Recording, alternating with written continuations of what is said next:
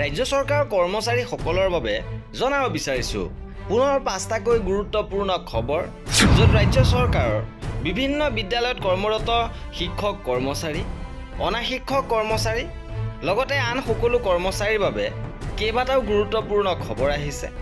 কৰ্মচাৰী সংগঠনেৰে বৈঠক অনুষ্ঠিত হৈছে। কেইবাটাও দাবী পূৰণ হোৱাৰ পথত কৰ্মচাৰীসকলৰ দীৰ্ঘদিনীয়া সমস্যা সমাধান হৈছে। কি আছে সবিশেষ আপোনালোকক জনাব বিচাৰিছোঁ। ভিডিঅ'টো প্ৰথমৰ পৰা শেষলৈকে চাই থাকিব। জনাব বিচাৰিছোঁ আজিৰ প্ৰথমটো গুৰুত্বপূৰ্ণ খবৰ।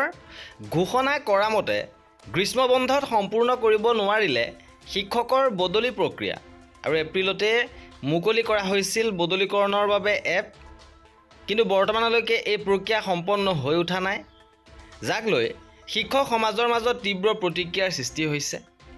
অসম ৰাজ্যিক প্ৰাথমিক শিক্ষক সন্মিলনীৰ সভাপতি নীলাক্ষী গগৈ আৰু প্ৰধান সম্পাদক ৰাতুল গোস্বামীয়ে এক বিবৃতিত কয় যে বছৰৰ পিছত বছৰ বদলীকৰণৰ আশাত বন্দী হৈ থকা শিক্ষক সমাজক বিভাগে পুনৰ হতাশ কৰি তুলিছে।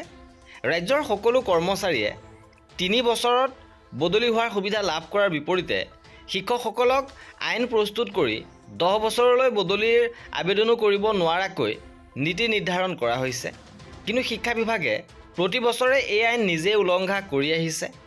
3 মাহ পূৰ্বৰে পৰা বদলীকৰণৰ বাবে আৰম্ভ হোৱা প্ৰক্ৰিয়া আইনে নিৰ্ধাৰণ কৰা সময়সীমাৰ ভিতৰত সম্পূৰ্ণ কৰিব নোৱাৰাটো বিভাগৰ এক চৰম বিফলতা। তেওঁলোকে লগতে এইদৰে কয় যে বিভাগে প্ৰস্তুত কৰা আইনমতে সকলো ধৰণৰ বদলীকৰণৰ প্ৰক্ৰিয়া গ্ৰীষ্ম বন্ধৰ সময়তে সম্পূৰ্ণ হ'ব লাগে। সেই লক্ষ্যৰে যোৱা এপ্ৰিলত বদলীকৰণৰ পৰ্টেল মুকলি কৰি শিক্ষকসকলক আবেদন কৰিবলৈ দিয়া হৈছিল।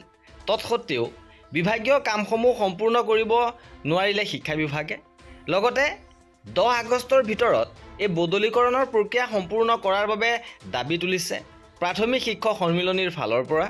ইয়াৰ মাজতে শিক্ষক কৰ্মচাৰীৰ বাবে আন এটা গুৰুত্বপূৰ্ণ খবৰ আহিছে।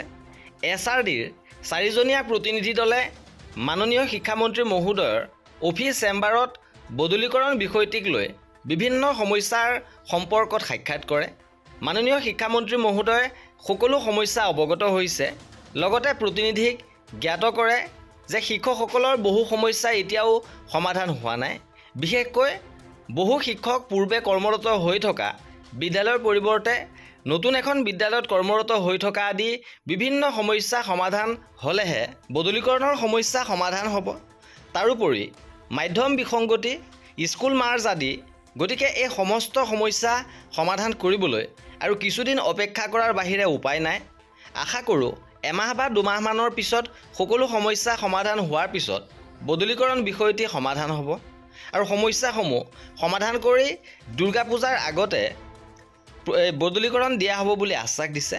আৰু SRD লগতে ৰেগুলাৰৰ মাজত বুজাবুজি বদলীকৰণৰ সমস্যাখিনি দুৰ্গা পূজাৰ আগতে সমাধান হ'ব আৰু তাৰ পাছত তালিকা প্ৰকাশ পাব বুলি জনাইছে। ইপিনে ভোটাৰ তালিকাৰ SIRৰ তৎপৰতা, BLৰ পাৰিতোষিক দুগুণ বৃদ্ধি হৈছে। ছুপাৰভাইজাৰে পাব 18,000 টকাকৈ। অসমসহ সমগ্ৰ দেশৰ ভোটাৰ তালিকাৰ বিশেষ ব্যাপক পুনৰীক্ষণ SIR কেন্দ্ৰিক তৎপৰতাৰ মাজতে এক গুৰুত্বপূৰ্ণ সিদ্ধান্ত লোৱা হৈছে, য'ত ভোটাৰ তালিকাৰ বিশেষ ব্যাপক পুনৰীক্ষণত বুথ পৰ্যায়ৰ বিষয়া BLৰ লগতে BLৰ ছুপাৰভাইজাৰ, ইলেক্টৰ ৰেজিষ্ট্ৰেশ্যন অফিচাৰ লগতে এছিষ্টেণ্ট ইলেক্টৰেল ৰেজিষ্ট্ৰেশ্যন অফিচাৰসকলৰ মাননি বৃদ্ধি কৰিছে। আৰু শেহতীয়াকৈ BLসকলৰ পাৰিতোষিক দুগুণ বৃদ্ধি কৰা হৈছে।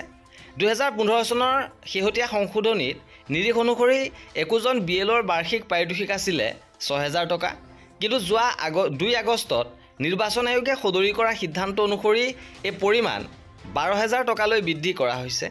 সেইদৰে BLO ছুপাৰভাইজাৰসকলে পাৰিতোষিক হিচাপে লাভ কৰিছিল 12,000 টকাকৈ, কিন্তু এতিয়া 18,000কৈ পাব। সেইদৰে EROসকলে আৰু এই EROসকলৰ মাননি পূৰ্বে নিৰ্ধাৰণ কৰা হোৱা নাছিলে আৰু প্ৰথমবাৰৰ বাবে ক্ৰমে 30,000 টকা আৰু 25,000 টকাকৈ নিৰ্ধাৰণ কৰা হৈছে। ইপিনে জ্যোতি কেন্দ্ৰৰ শিক্ষাকৰ্মীসকলৰ প্ৰতিবাদৰ 2 সপ্তাহৰ পাছতো কাণসাৰ নাই চৰকাৰৰ আৰু মৃত্যু পৰ্যন্ত চচলত ধৰ্ণা দিব জ্যোতি কেন্দ্ৰৰ এইসকল শিক্ষাকৰ্মীয়ে। মহানগৰীৰ চচলত জ্যোতি কেন্দ্ৰৰ শিক্ষাকৰ্মীসকলে বিভিন্ন দাবীৰ সমৰ্থনত বিগত 2 সপ্তাহ ধৰি প্ৰতিবাদী কাৰ্যসূচী সাব্যস্ত কৰি আহিছে, কিন্তু ইয়াৰ পিছতো চৰকাৰ ফালৰ পৰা কোনো ধৰণৰ প্ৰতিক্ৰিয়া প্ৰকাশ কৰা হোৱা নাই।